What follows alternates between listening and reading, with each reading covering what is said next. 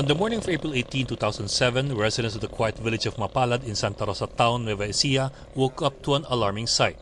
A dead man lay sprawled beside the main highway that cuts through the village. Nagtitinda yata ng pandesal yun, nakakita eh. So nireport sa akin na meron niya tao dito na iniwan, patay. So tumawag na kami agad ng pulis. Aside from the few items found in the man's pockets, there was little in the way of clues. What was clear was that the man was badly beaten before he was killed with a gunshot to the head. May tama ng bala sa chin, saka basag yung panga. Parang pinaharapan muna bago tinapon sa lugar na yun. Police later identified the victim through the driver's license found in his pocket. He was Carmelo Palacios, 41 years old, a widower, and a father of 3. Palacios was also a radio journalist for the state-owned Radyo ng Bayan, covering Nueva Ecija, a rice-producing province almost 100 kilometers north of Metro Manila, where intense and bloody political rivalries have earned it a permanent place among the country's notorious election hotspots. Christian Palacios still remembers the last time he saw his father, on April 17, the day he disappeared. Yan, yung araw po ng Sabado kasi, nanghihingi po ako ng loan sa kanya. Ganun. Loan? Opo. Hindi naman usual na hindi siya magte-text back sa amin kasi siya nagbibigay sa loan. Ganun. Tapos kinukumusta niya kami lagi. Kaya yun po, nagtaka na rin kami ni Mikey noon na ng kapatid ko na bakit hindi siya nagte-text. Christian has no doubt that his father was killed because of his job as a journalist. Yet he remembers how much his father loved what he did. But it was also a job that earned him a number of enemies. Christian recalls how his father worried at times about his safety. Lagi niya yung sinasabi na pag, ganyan, pag nawala ako, kayo na bahala sa inyo, ganyan, na dapat alagaan niyo sa ganyan lagi kasi hindi niyo alam kung kailan talaga ako, ganun. Nueva Ecija's media community also reacted with alarm to Palacios' murder. For most of their history, Novo Ecijanos had generally insulated their media from the violence that afflicts their politics. Palacios' murder was like a warning to local reporters. Yung pagpatay na yon, yung unang impact niya, talagang halos lahat kinakabahan, di ba? Kasi dito sa Nueva Ecija, yon ang kauna-unahang sinasabing job-related. Dahil batay dun sa investigation, so talagang lahat kinabahan. Lahat nag-iisip, ganito na ba sa atin ngayon? Having identified the victim, what police needed now was a motive and a suspect. But that was 4 years ago. When the Philippine Center for Investigative Journalism revisited the case in 2011, police still had no motive for Palacios' murder and no suspect. For all practical purposes, the case had not moved at all from the very first day that the body was found in 2007. It is a murder case that from the start seems to have run up against a blank wall. Wala pang nasasampang kaso dahil wala nga kami makitang suspect. Sa tagal ng panahon, hanggang ngayon, nahihirapan pa nga. The one witness who saw anything did not even see much. One resident of Barangay Mapalad told policemen that he saw the lights of a vehicle at around 10:30 in the evening of April 17. Based on the movement of the lights, the vehicle stopped and appeared to be maneuvering. The next morning, residents discovered the body of Palacios beside the highway. At first, investigators considered a variety of possible angles. In his report to the Police Provincial Director on April 25, 2007, Santa Rosa Police Chief Benjamin de la Cruz said they were looking at several motives. On the day he was killed, Palacios was supposed to guide 3 reporters from Central Luzon who were visiting Nueva Ecija. 2007 was, after all, an election year, but apparently the reporters abandoned the planned coverage when Palacios failed to appear at the appointed time. Then, police said Palacios had gotten into an earlier argument with a certain Joe from Masbate province. Palacios had apparently accused the man of illegal recruitment. Other angles included a property dispute and a rape case that Palacios was reportedly assisting. Lastly, police investigators toyed with the possibility that Palacios was killed by a communist rebel leader whom he had a fight with outside the home of Palacios' alleged girlfriend. But in the end, investigators found no clear lead to pursue. For the next 4 years, police would issue updates that basically said the same thing, that investigators were following up the case and intelligence operatives had been deployed, but still no witnesses or evidence to pin down a motive or a suspect. The last case update was in December 2009. Again, police said the search for eyewitnesses had proven futile. It ended with an assurance that any critical information gathered would be reported to police headquarters at the soonest possible time. That assurance was given almost 2 years ago and no report has been received ever since. Police admit that they are stumped. Without witnesses or any vital clues, they do not know where to proceed. Hanggang ngayon nga, nahirapan pa yung aming investigador para isolve ang nasabing kaso. Bakit po? Sa unang-una, walang witness na makapagturo kung paano siya nawala, kung paano siya pinatay. Yun ang isang pangunahing dahilan para hindi masolve yung kaso. What is really alarming is that Palacios' case is not at all unusual. His murder is just one in the growing list of murdered journalists whose cases are labeled cold or dead cases. The Freedom Fund for Filipino Journalists has listed more than 120 media men killed in the line of duty since press freedom was restored in 1986. Of these murders, only 10 have resulted in convictions, or a conviction rate of 8%. 46 cases are still undergoing trial, including that of the 31 victims of the 2009 Maguindanao massacre. More than half of the murders, 65 cases or 54%, are what one would call cold or dead cases, cases that never prospered with the police or the courts. The facts even become more alarming once you break them down. Of these 65 murders, 54 cases or 83% never even reached the courts. This is because police investigators had not been able to gather enough evidence to file charges against anyone. In fact, in most of these cases, police were never even able to identify a suspect, much less arrest one. Such was the case of Muhammad Yusop, a commentator for radio station DXID in Pagadian City. Yusop was shot and killed by two gunmen in February 2001. No one had claimed responsibility for the murder, and the police never made any arrests. Orsani Alcantara of San Pablo, Laguna, publisher of Focus and anchor of Celestron Cable Television, shot dead on August 22, 2002. No suspect was ever arrested. The list goes on, with some murders dating back more than 2 decades. Noel Miranda of the Mindanao Scanner, killed in March 1988. No witnesses, case remains under investigation. Severino Arcones of DYFM Bombo Radio Iloilo, murdered October 1989. Case remains under investigation. 15 years later, Arcones' widow, Marlene Esperat, would also be murdered because of her exposés, the biggest of which implicated officials of the Arroyo administration. Ferdinand Reyes of Dipolog, Zamboanga del Norte, killed February 1996. No arrests made. Noel Villarante of radio station DZJV in Santa Cruz, Laguna, murdered in August 2003. No arrests made. Attorney Prima Quinsayas is the legal counsel of the Freedom Fund for Filipino Journalists, a network of media groups that provides legal and financial support for families of journalists killed in the line of duty. She says if the media killings are a cause for concern, the growing number of unsolved cases are an even bigger cause for alarm. The journalist needs a state that can actually enforce laws, a state that has a criminal justice system that can actually bring to justice those who actually have the gall to kill a journalist simply because a journalist did his job. Quinsayas says many of these cases remain unsolved because of two things: the failure to gather and preserve physical and forensic evidence, and the inability to find and secure vital witnesses. The failure of one often increases the risk of failure in the other. The dead cases really result from this. One, no law enforcement agency has been able to gather enough physical evidence to support the case. Two, witnesses are reluctant. In the Palacios case, police were only able to recover a few personal effects of Palacios and nothing else. Robbery appeared to be an unlikely motive since Palacios still had his watch, wallet, and a small amount of money. But police could find no other evidence around the crime scene, either because there wasn't any or because they did not have the means or the manpower to look for more. All they had was a police line tape and an ordinary camera. SPO3 June Adalem is the chief investigator of the Santa Rosa Police Station. At the outset, he said investigators had virtually nothing to work with. Walang makitang bangas, walang makita na ebidensya. But even Adalem admits that his investigators need more training in gathering evidence. This lack of basic training is compounded by another fact of life for many government agencies: the lack of resources. In a basic forensics training course for policemen in Subic last year, investigators of the Palacios case discussed what could have gone wrong with the investigation. The points raised in the discussion may as well apply to all other murder cases all over the country. Adalem said the perennial budget problems were of course brought up, with investigators complaining that they simply had none of the high-tech equipment the public had come to expect of them after watching too many episodes of CSI. The problem was even more basic.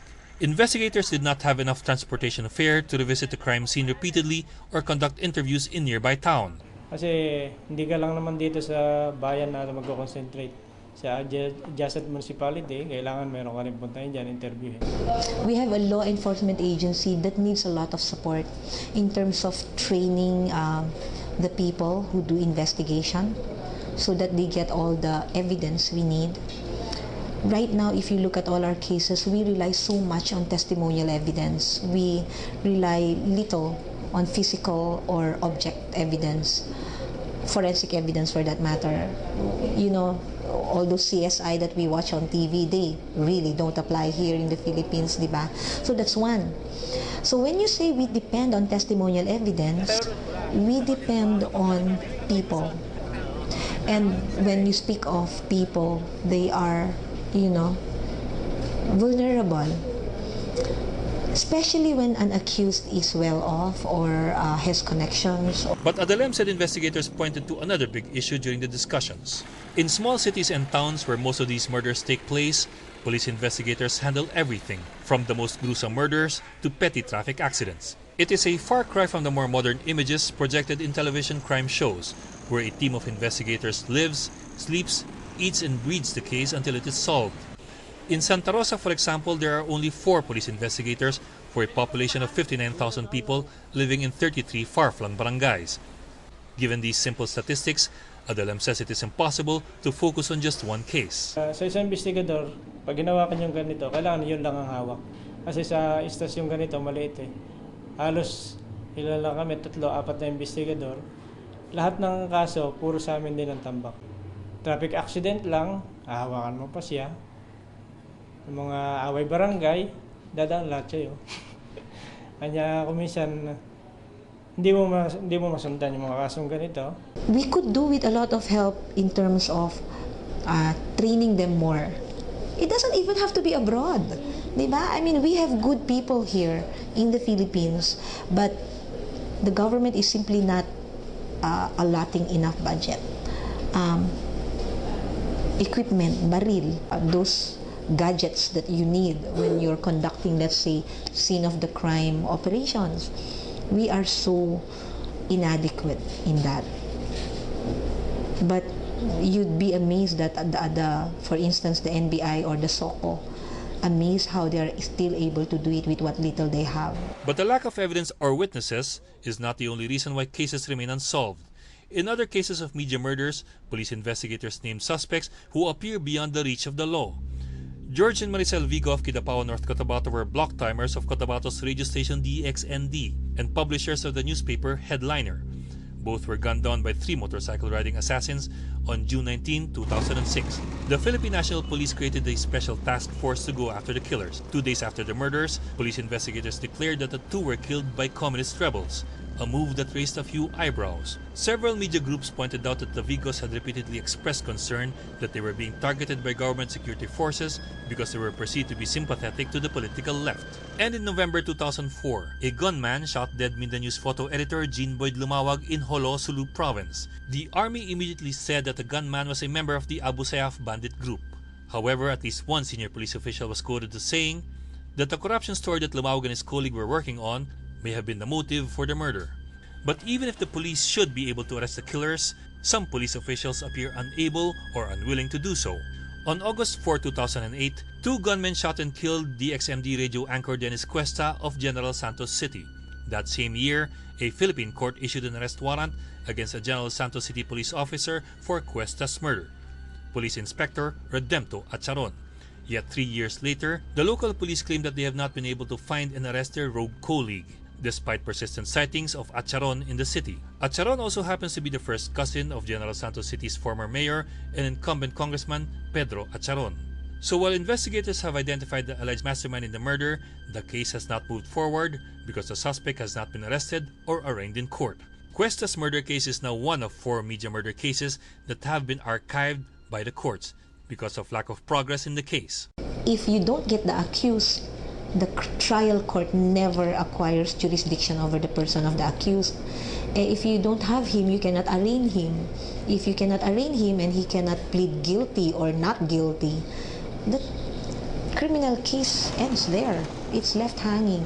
The Dennis Cuesta case was ordered archived by the Regional Trial Court of Makati City. Bakit? Because the accused has not been arrested. So dead case siya ngayon. What happens when the case is archived? One is that it's taken out of the active docket of the court. Two, it is parang on suspended animation, no? Hindi siya dismiss kasi wala pa namang basihan to dismiss eh. Hindi lang siya inaaktuhan. While better than an outright dismissal of the case, Tess says that few criminal cases that get archived are ever revived. Practically speaking, tulog yan. Tulog na matagal, no? Depending on how long it will take before a witness comes up. The practical effect is that the case is asleep, no? Talagang dormant, literally, no? Hindi siya patay, may posibilidad na ma-revive siya, pero hanggang sa ma-revive, it's, well, parang ganun. It's as good as dead, no? In Cuesta's case, all that is needed to revive the case is to have Police Inspector Acharon arrested and brought before the court. If and when that happens, that is the only time the trial will really start. However, the longer it takes for a case to be resolved, the harder it is to keep witnesses. Oftentimes, time works against the prosecutors of a murder case. Since witnesses have a lifespan, let's face it, di ba? Bukas makalawa, pwedeng mamatay yan. In our criminal proceedings, there is yet no rule that would allow us to get a witness's testimony, get the witness deposition, keep it under the custody of the court so that if anything, knock on wood, happens to the witness, his or her testimony is there and can just simply be pulled out and presented in court. Strengthen the witness protection program. Strengthen it, and when we say strengthen it, give it enough support, enough resources, have men and women trained in protecting witnesses, put in laws that will protect the program. For instance, the Witness Protection Program's budget is subject to congressional hearings. Can you imagine being at the mercy, let's say, of Congress, whether the Senate or the House of Representatives, and they can just, squeeze you a little, especially if, we don't know, if any of the members of Congress is connected to any of the accused whose witnesses are under the program. They can just squeeze you a little to get to know certain confidential information about the locations of the witnesses. That's scary. And yet, that's the reality of the Witness Protection Program right now. Time also works against families of the victims who wait for justice. Mark Palacios was already a widower when he was killed. With his death in 2007, his 3 children were orphaned. Faced with mounting bills, the children have had to sell their house, which was eventually torn down. We found Christian Palacios, the second oldest child, crammed with a brother and an aunt in a small room just a few meters away from their old home. Except for 2 photos on a wall, there is little left to remind them of their father. Sometimes Christian comes back to where their old house used to stand to remember the days when his father was still alive. Nawala po siya, siyempre biglaan. Yung wala po kaming alam kung saan kami kukuha ng pera, ganun po. Hindi kayo handa eh? Oo, hindi po talaga kami handa. Tapos yun, habang tumatagal, naubos din po yung pera namin sa pag-aaral, ganun. Tapos yung ate ko, nagkakaroon siya ng asawa, ganun. Kaya po yun, napilitan din po kami benta to kasi wala na rin kami halos pera para pang Christian had hoped to become a Mormon missionary. For him, it was his way of following in his father's footsteps, his own way of helping. But he has had to stop because there was no money to support him. Christian is now torn. On one hand, he has always hoped that his father would finally get justice. Yet he is terrified of finding out who killed his father because this would put what is left of his family in danger once again. It is the tragic irony of the survivor. But more than that, it is a sad commentary of what little confidence survivors have that they would ever get justice from the police or from the courts. Gusto ko po kasi yung maging tahimik po yung buhay namin. Tsaka para hindi na po kami kabahan kung may magnari pa sa amin. Kung alam na namin na nakakulong na yung may sala po. Para mas maging maganda yung buhay namin. Kasi mahirap yung ganun po. Ang pait naman nun, kayo ng biktima, kayo pa ngayon ang nakakamba. Opo, syempre kasi alam po namin na buhay pa po yung may gawa po nun. At kahit kailan po nila gusto, kung may gusto po sila sa amin yun, pwede po nila kami balikan po dito po. May suspetsa ba kayo kung sino yung pumatay sa kanya? Wala po. Kasi, meron po kaso, yun nga, parang hindi na namin iniisip kasi baka mamaya madami pa po kami. Wala na kaming, pamilya, syempre. Mahirap na para sa amin kasi puro bata pa naman po kami. Yun po. Hindi namin ano kung sino pa yung mga tao yun po. Ang epekto, nakaka-demoralize pa rin talaga. Kasi kumbaga, hanggat walang closure yung case, sa media nakatuon yun. Tayo na mga media workers na hindi siguro masyadong natatakot, pero may mga pamilya rin tayo na hanggang ngayon bumabanggit-banggit nun, di ba? Meron tayong mga kasama sa labas na laging inaalala na, oy, delikado ng pagiging reporter. Diba? In general, ganun ang mababanggit nila. Pagka nga kumukuha ka ng mga data, sasabihin nila, oy, huwag mong pinakikialaman yan dahil alam mo naman na napapatay na lang ang media ngayon, hindi naman nagkakaroon ng katarungan. If the government is not able to nip, it's not even nipping in the bud, because I think media killings in the Philippines has reached a stage where we are the most dangerous country in the world to be a journalist. Why are you still a journalist? It also kills our democratic institutions. Like, an intelligent citizenry would depend on how well informed the citizenry is, and how well informed they are depends on how free the press is. How free we are as journalists depends on knowing we will not be killed because we came out with a certain story. Some days, Christian visits his father's grave at the public cemetery, although those visits have become few and far in between, as the family now tries to struggle for those who are still alive. Christian is unsure where the grave is, and when we find it, the plot is overgrown with weeds. It is a stark reminder of how long ago their father was murdered, and how slow the wheels of justice turn, when they do turn at all. Yung dami niyang tinutulungan tao para sa problema nila, gano'n. Madami rin po yung beses yung matutulungan, yung mga napatay din, gano'n. Yung mga hindi nabigyan ng hustisya, tapos ngayon pagdating sa kanya, gano'n din pala yung magiging resulta niya dun sa dulo na hindi rin mabibigyan ng resulta. Parang yung mga may gawa po sa kanya yun, masaya pa rin siguro ngayon kasi hanggang ngayon hindi pa rin sila nahulog.